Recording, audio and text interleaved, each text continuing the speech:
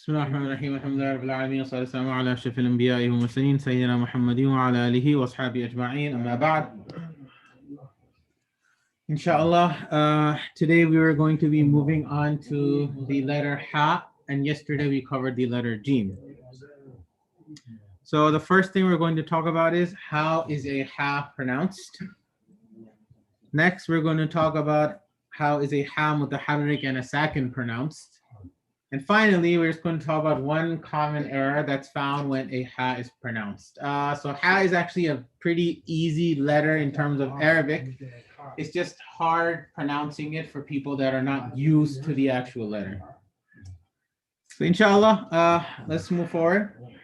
First thing is, how is the letter Ha pronounced? So Ha is pronounced by making the area around the middle of the throat tighter. And then while you're making it tighter, you release air as well. So to be exact, right around here, so there's the top of your throat right here. That's inshallah going to cover Ghain Kha come from right here. Then there's Hamza Ha comes from down here. And here, right over here, that's the area where the letter Ha comes out from. That's where it's going to come out from. Now, where is this area? It's near the area called the epiglottis. Epiglottis is the area where when we swallow, right, that area that gets a bit, moves around a bit.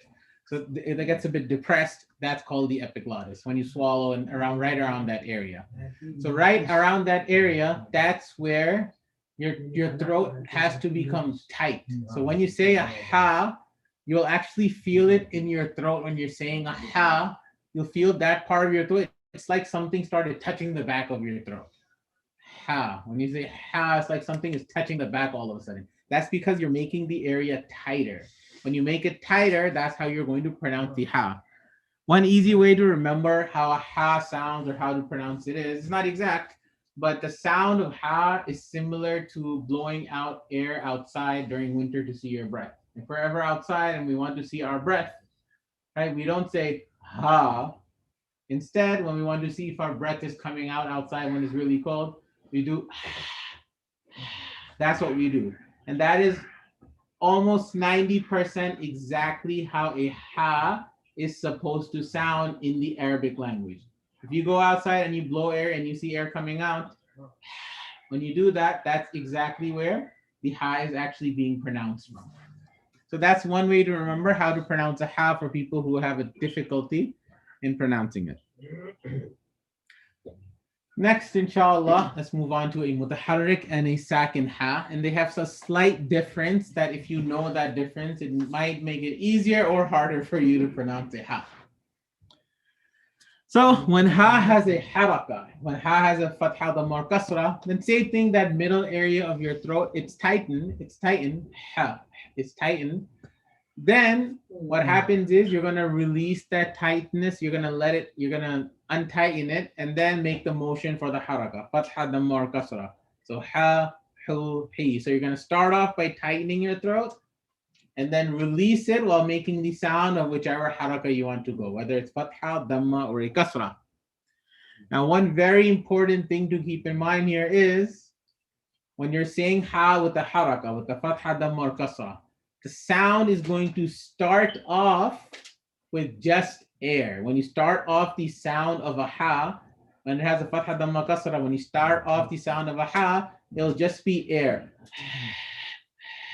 But when you say the haraka, when you say the fatha damma kasra, then there will actually be vibrations going on in your throat. So if someone just says, you won't really feel vibrations in your throat. In Arabic, this is known as hums, whereas there's just air and there's no vibrations in your throat. When there are vibrations, it's called jahar in the Arabic language. So when you're just feeling air, that's how a Ha starts off with. But once you add the fatha, damma, or kasra, then you're going to feel vibration. So the air then turns into vibrations. So for example, here we have hasiba, hasiba, so Ha. So when you start off the Ha, it's air. But when you say the fatha, you start using vibrations too. Ha. So no one says siba.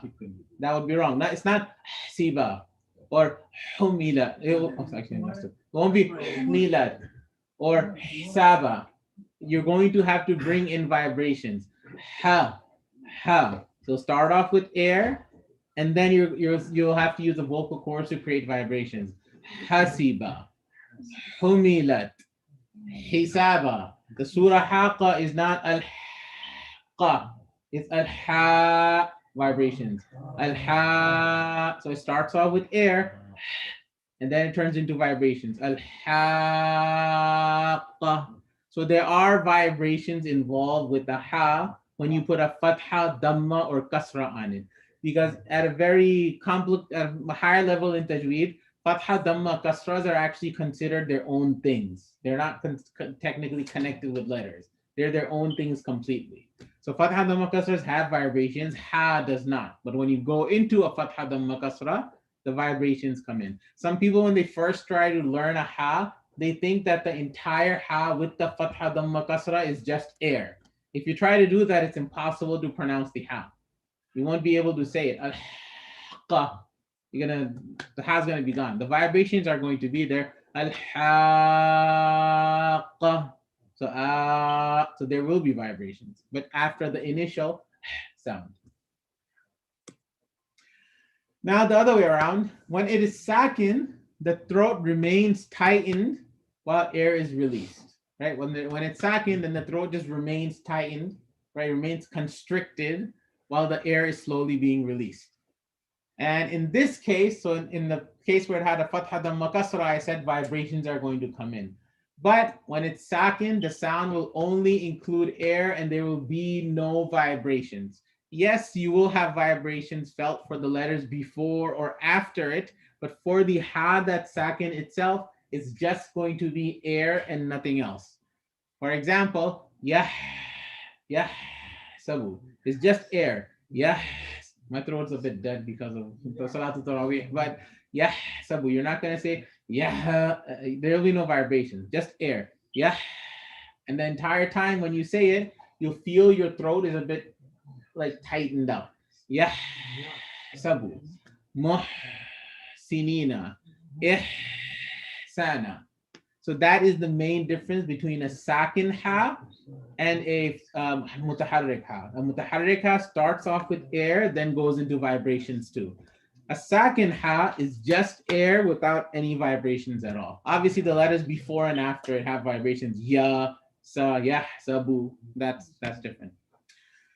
So that is the mutaharrik and a sakin ha. The last thing we'll move on to is a common error that happens when pronouncing a ha. Or I wouldn't call this an error. It's more like when you're learning it, this is like a learning curve that every person will go through. What is that? When a ha is pronounced, the throat should not be too tightened. Some people tighten their throat a lot. So if you see where that area is in the throat, if you actually take this area and if this little part that's there, if you make it even more tighter, what's going to happen? It's actually going to produce an ayn. An ayn. In Tajweed, the difference between a ha and a ayn, aside from the fact that one's humps, one's jahab, right? But in Tajweed, the difference between a ha and a ayn is that a ha is when you're slightly tightening that area that I'm pointing out there, and a ayn is when you're tightening it a lot, but it's the exact same area. They're in the exact same area. If you tighten it a little bit, ha, and if you tighten it even more, ayn. So ayn is more tighter than a ha. So you'll see some people when they're learning a ha, their ha sound like an ayn. Like they say ha, ha. Like it sounds like an ayn. That's because they're tightening it too much. Like I said, when you're outside and you're blowing air in the winter, if you tighten it too much, it's gonna turn into it'll turn into an ayn. So don't tighten it too much. Similarly, if you don't tighten it at all, if you do not tighten that middle part at all, you'll actually produce a ha instead. If you do no tightening at all, ha, no tightening, you'll actually produce a ha. So it's in the middle. So you can't completely let it loose and you can't tighten it completely. Otherwise, you're going to produce different letters. So this is one common, I would say, hurdle or difficulty people have, but this comes with practice. If someone keeps reciting and reciting, Remember, one rule about Tajweed is there's no such thing as self-learning Tajweed. If someone learns Tajweed online, or for example, what we're doing right here, you will not end up properly learning Tajweed. You actually have to recite to a teacher. If you do not recite and you're just learning it by learning slides like this, you will not learn Tajweed properly. You must recite to a teacher, and the teacher must correct you. That's required for Tajweed. Tajweed from the time of Rasulullah Sallallahu Alaihi Wasallam till today, from Sayyidina Ubay bin Ka'b radiallahu anh, Sayyid Abdullah bin Mas'ud radiallahu anh, Mu'adh bin Jabal, the Qurra of Rasulullah Sallallahu Alaihi Wasallam, from then till now, there was always a teacher teaching people. So till now, it's the same way. So these are this. So this was the letter Ha. Inshallah, tomorrow we'll go on to the letter Kha. This is Ham's letter. This is also Ham's letter. Yeah, this is a Ham's letter. You let us know that next time how to pronounce the Hams. No, I'm not going to go into Hams. So that's sifa. That's going to get complicated. The way we did in Ta. You're not doing Ha. No, I'm not going to discuss sifas for all the letters. That might get a bit too complicated. If I discuss sifas for all the letters, and some of the sifas, when to explain them, it requires a lot more time. Like for example, lam and noon have a sifa called inhiraf. To explain those sifas, even though we can pronounce them without knowing the sifas, to explain those sifas, I'm going to have to explain the entire way a tongue is, where it touches, where the voice redirects it. So I'm, inshallah, maybe after Ramadan, we do a more complicated, in-depth thing about Tajweed, we may get to that. The people should not learn the Tajweed without the teacher. Yeah, that's why the first day we had the class, the last slide, what I did was, that's what I actually went over. I told them that practice has to be required, and I gave 2 links to for online classes people can use. You have to hear it from someone, you know. Yes, there has to be some